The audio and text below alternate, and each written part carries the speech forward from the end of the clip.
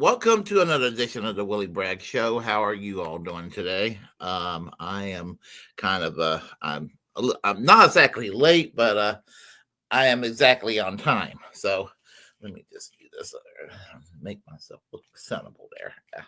Just got out of the shower, folks. So I had dinner, just got out of the shower. So hope everybody's having a great Labor Day. Not Labor Day, Veterans Day.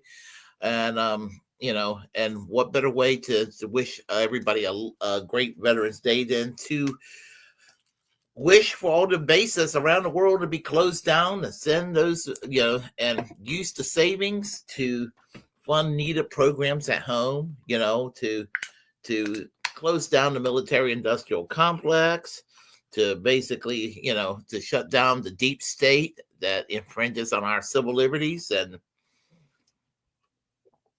to stop funding the Ukraine and stop funding Israel, and be a decent society. So good vibes. So and how are you today, Dr. Nick? And Warren, how are you? Just some guy says, long live the American Communist Party. I've heard of that outfit. I've seen the YouTube commercial. The Willy Bragg Show says Max RJ. You're turning me on talking like that. I just have that effect. I'm just like it just has that just have that effect, Excelsior. Okay. So anyway, welcome to the Willy Bragg Show. I want to talk about this thing called the election that we had last week. And we know how a lot of people reacted to it, and I had my reaction. And honestly, at the end of the day, well, before we get started with my reaction, I think the best reaction, and he's on the chat line here, came from Warren on this TikTok video. Warren, I took the liberty of going ahead and sharing with everybody this TikTok video that you share. I believe it was on the Secret Show. You played this the other day. So here we go. Hey, everybody, it's Pal Warren. Hold on. Oh, hey, everybody, it's Pal Warren. Why did I do that? We're going to start that over again. I'm sorry. I was trying to expand the screen. Hey, everybody, it's Pal Warren. Here's my liberal meltdown since Trump won.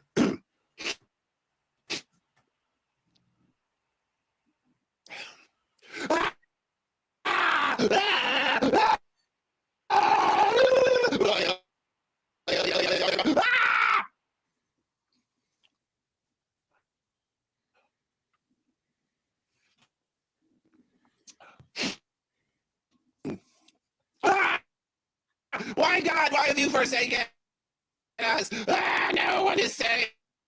The world is shit. Donald Trump's gonna kill us all with monkeypox. Folks, voting ain't gonna do shit for you. Okay? You can't vote your way out of anything these days. Get in the streets. Shut it down. Change the system. Change it to where it benefits the people and not corporations and not these elitist fuckheads that are running shit.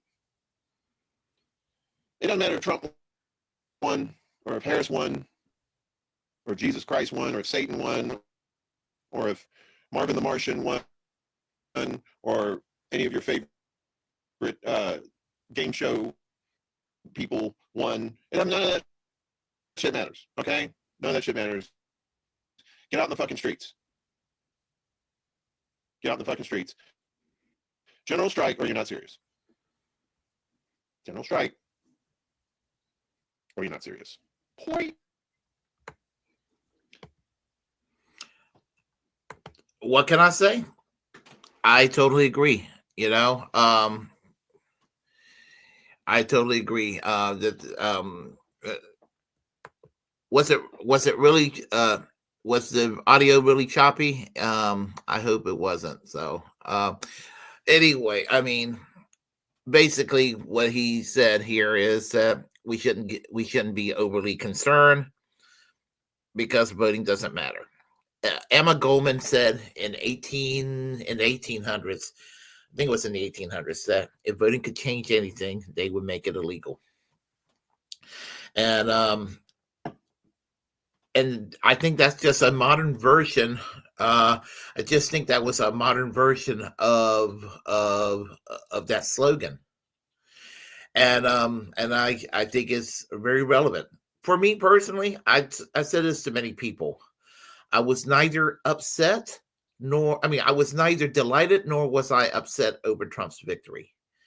And doesn't mean that when I say I'm not delighted about it, I mean I'm not delighted about it. He's nowhere in the radar close to anything that I would want as president. I'm not overly upset about it either, because either way, with Donald Trump or with Kamala Harris, you're getting more corporatism, you're getting more genocide, you're getting more of the same. He just ripped the mask off. He's just a little more vulgar about it. That's basically the gist of it.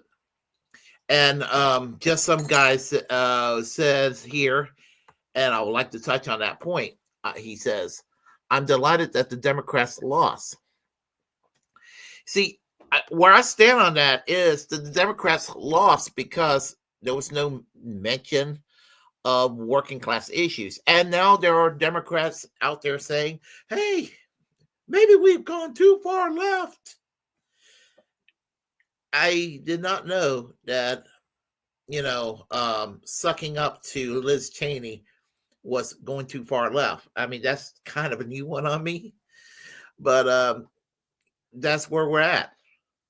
But as I said, Warren's reaction was probably one of the best reactions on overall that I saw to this election. It might have been the best reaction of all the reactions I saw. Now let's talk about another reaction out there. I'm not going to be too long tonight because I have to head on out of here. Give me a second here. Here we go. This is from Steve Shibes. I'm not a big fan of Steve Shibes at all. And you can see why. Because he took kind of an opposite view. So here we go. I'm not going to play it all.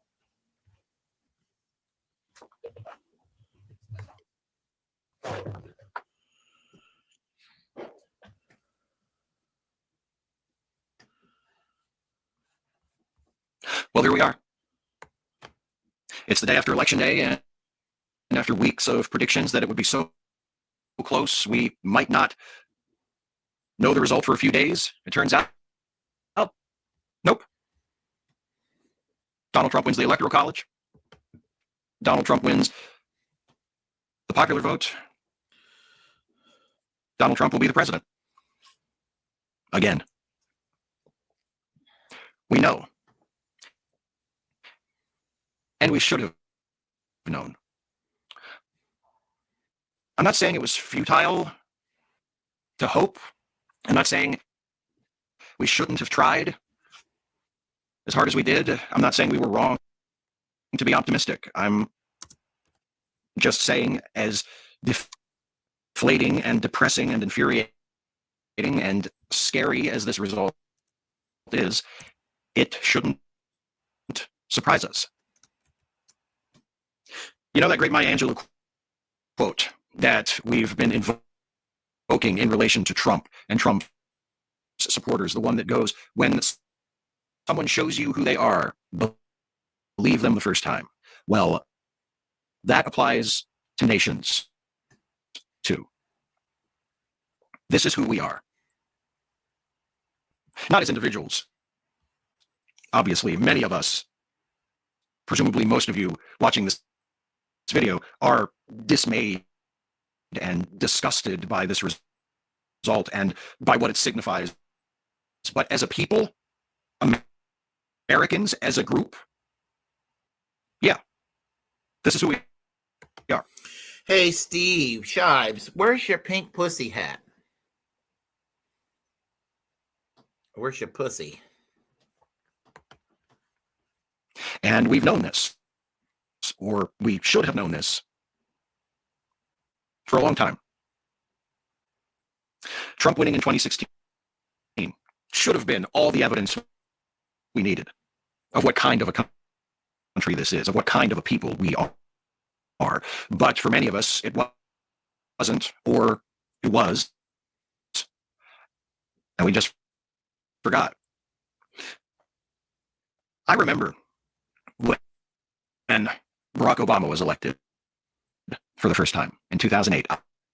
I remember how proud I was of us as a country. I was so proud of us then.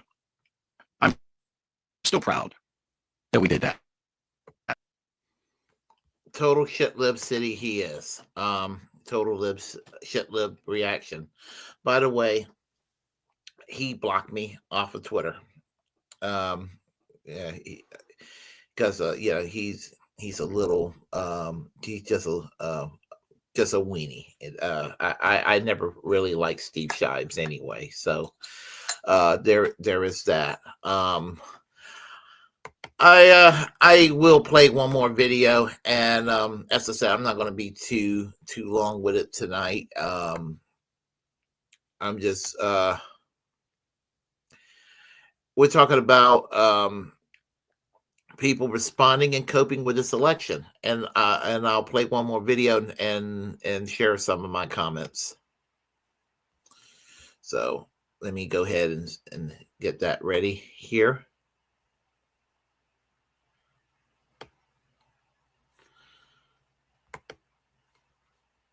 All right.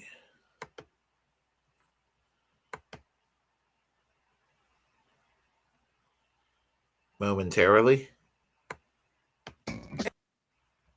Sorry about that, folks. Give me a moment. Like the fucking rest of them. He goes.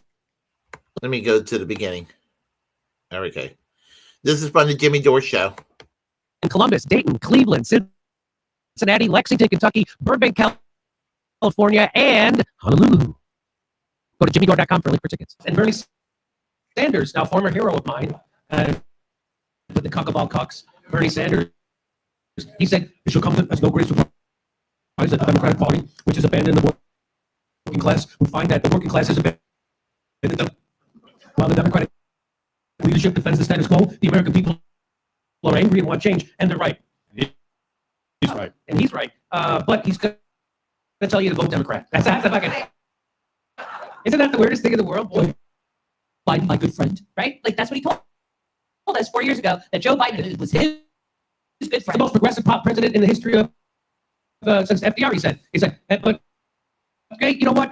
2 guys have lost their dicks in the glory hole, but the third time's a charm.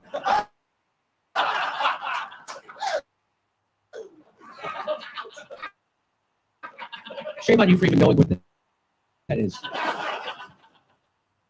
So here's what my friend Misty Putin said. She said, oh, shut the fuck up. You enabled them every step of the way, which he did.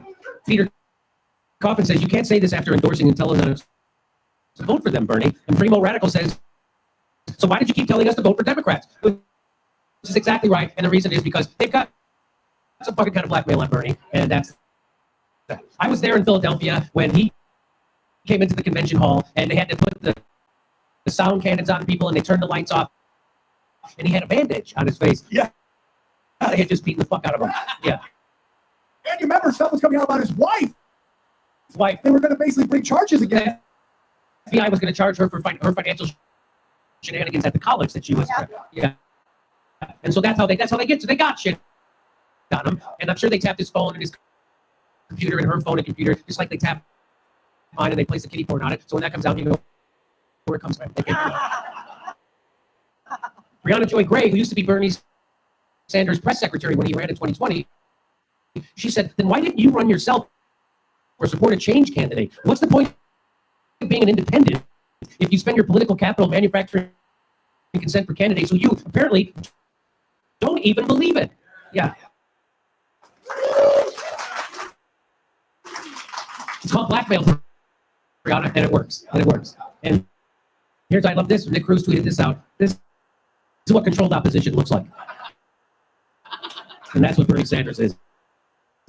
I mean, if you think about it, there's been some big events in our country's history, Pearl Harbor, 9/11, but Hillary Clinton kneecapping him changed everything. The internet, the Democrat Party, we're not the same country after that. Don't you think the Democrats, in retrospect, now wish they would have just let Bernie win in 2016? And they could have still stopped him from giving everybody Medicare. No, because the last thing they want is a socialist. Yeah, but they could have kneecapped him and stopped his agenda. You know, the most he would have got through was a paid family leave or something. He's a warmonger like the fucking rest of them. He goes along with all that. They could have controlled him just like they boxed in Trump his first time. They would have. They should have just let him fucking win, but they didn't. And so now what do we got? We got Trump, and then we got fucking Trump again. So if they would have just let Bernie run, we would have had Bernie twice. But instead, we got Trump twice, and then a demented old fucker in the middle. That's what. And they robbed us of a Donald Trump Bernie Sanders debate. That would have been. That's why I wanted Bernie, so he would debate Trump. They had the guy. We talked about. They had the guy. He was filling stadiums. I always do the joke. Bernie Sanders was doing stadiums. Hillary Clinton was putting Sam Tripoli numbers in a high school cafeteria. Right? I mean, and it's so weird that they're just loyal to their donors and they don't really care. When they could have done exactly what you said, which just kneecapping when he got in. Everybody come see us on tour being. Basically, watching that, what I have to say about it is that there is, as I said, there's like some kind of I just think that basically our politics is really fucked in this country, and that's what it comes down to. You know, it comes down to attacking the left at the end of the day. Like they did with Bernie Sanders. Granted, Bernie Sanders isn't perfect. He's far from perfect, and all that. I admit I do have a little bit of a soft spot still for Bernie, but I also admit that Bernie has been a major letdown. And so here we are again with Trump. And I'm going to tell you how we can deal with Trump. Again, my personal take on Trump is relatively indifferent. I'm not happy about it, but I am extremely indifferent to Trump winning. I don't think we're going to get the Project 2025, all the provisions of it.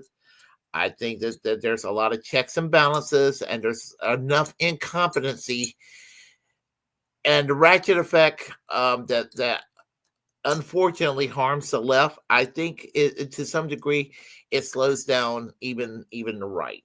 So I mean, unfortunately, not as much as it does the left, but they're not going to get every single thing they want. I think that there will be mass protests going on in this country.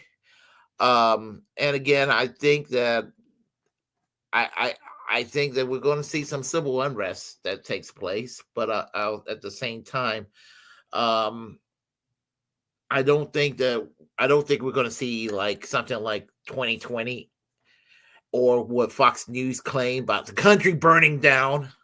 I don't know why people believe that lie that the country was burning down in 2020. The country did not burn down. What happened? People got locked up in their homes with COVID. Okay. I mean, that's basically what happened. And people made a conspiracy theory out of this. And you know, you talk about people being sheep.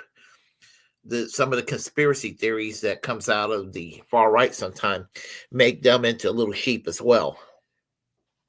right-wing sheep with fangs. But the point I'm trying to make is, how do we cope with Trump? Is whenever he does something right-wing, I mean, he's not Hitler, you know. He may be a Mussolini light wannabe, possibly at the worst case scenario. How do you deal with him when he does the first right-wing horrible thing? You oppose him. You oppose him. I'm more afraid of congressional Republicans than I am Donald Trump, because when I say that he's Mussolini light, the Republicans in Congress are Mussolini heavy. A lot of them want to be the real McCoy. So you deal with it in the sense that you use humor. You talk to people like real human beings, because not every Trump supporter are racist, homophobic assholes. Many are, and not all MAGAs alike. Some, again, I have said this before and I'll say it again. Some of them are Ron Paul style libertarians that basically they basically are motivated by the anti-war movement. And that's not to say that Trump is anti-war, but there is an anti-war faction. And hopefully he'll have their listening ear. I mean, knock on wood. Hopefully there'll be a slightly less aggressive foreign policy. I do have optimism for Ukraine, Russia, but I do so cautiously, because sometimes we could be surprised for the worse. But there's an alt-right a shitty faction in there. There's the bulk of MAGA, which 20 years ago were Bush Cheney cheerleaders. So and they're like the worst of the worst of the worst of the worst. So we just have to see how everything take the shit one day at a time. I don't know if I believe in voting anymore at this point. I'm not going to say I will never vote again, but I think that as far as presidential elections, I certainly am not going to be looking forward to another election cycle again like I used to. Yeah, because it's kind of like we just can't get our shit together. We can't get our shit together when it comes to working inside the Democratic Party. What limited victories we could get when we go and get an AOC in there, she lets us down. Or we build a movement and back something like a Bernie that represent what appears to be a threat to the order. Well, they go and they find a way to basically knock him down several pegs or so. Pegs, knock him down and humble him. So what can you do? And so there's third parties.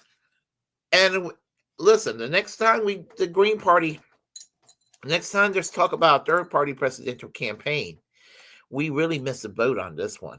We really did.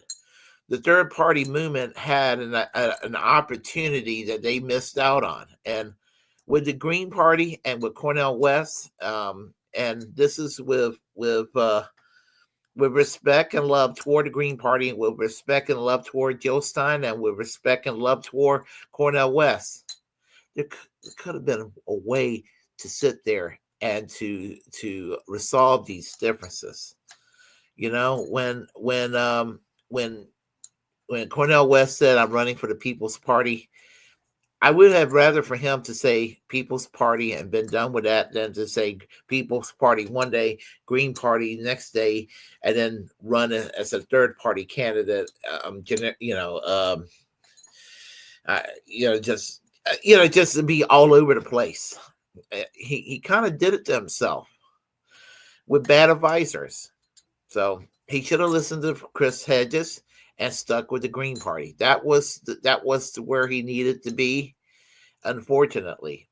And if he and Jill Stein would have worked together, I mean, obviously we wouldn't have seen a Cornel West Jill Stein or a Jill Stein Cornel West administration, but what we would have seen would have been a bigger impact for third parties in this election with regard to what happened with Gaza last year and everything. Because looks like the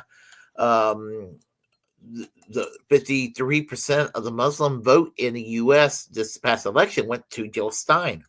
21% went to Trump, and 20% went to Biden. They massively lost the Democrats massively lost the Muslim vote in this election. And they lost it along all demographic grounds. When you stand for nothing, Democrats, this is what happened to you. And that's what happened with the Democrats. They proudly stood for nothing. And what little they stood for was basically a virtue signaling version of what sickened us about what Bush and Cheney offered us 20 years ago.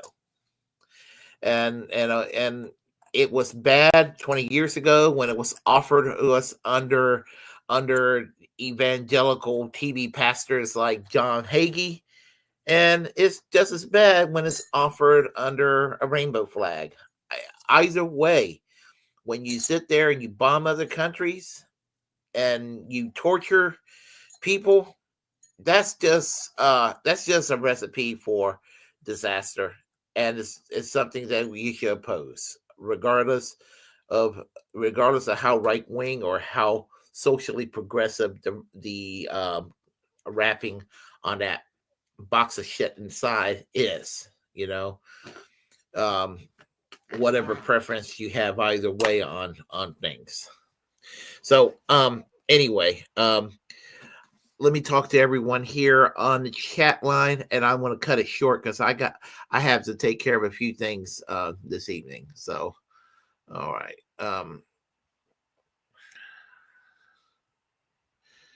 Let's see. Animu says, hello all. Sounds bad. I'm going to go and recheck this audio, and hopefully it won't be sounding as bad. I know some days the audio is a little more hollow sounding than others. So anyway, audio is really bad. I will be checking. Okay, Liz have been blocking me left and right since Trump won. Oh, let me tell you, just some guy. Let me tell you, you look familiar. Actually, it's like I've seen you before.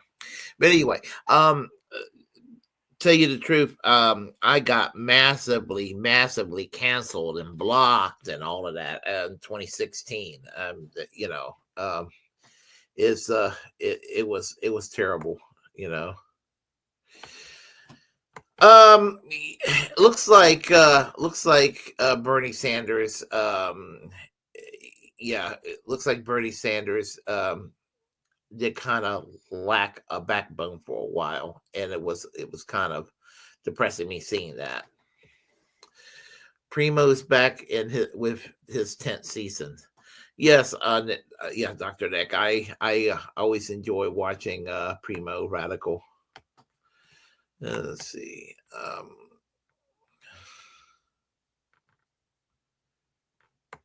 I can't listen to this video. It's bad. I'm really going to try to investigate this. Just a moment. It's coming out really choppy for some reason at my end. Oh, I'm not encouraged by this. Okay. Well, let's see if there's anybody else here on the chat line. Hopefully, I don't know.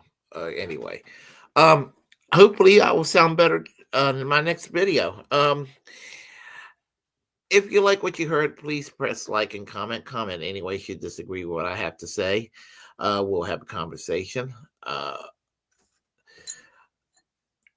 As a First Amendment absolutist, it's my duty to inform you to create your own platform and utilize it because we are the muckrakers of our time.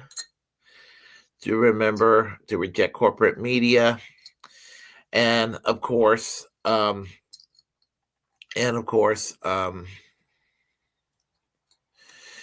go ahead and subscribe to the Willy Bragg Show on all my platforms. Free and pardon Ed Snowden. Fully pardon Julian Assange. Free Palestine.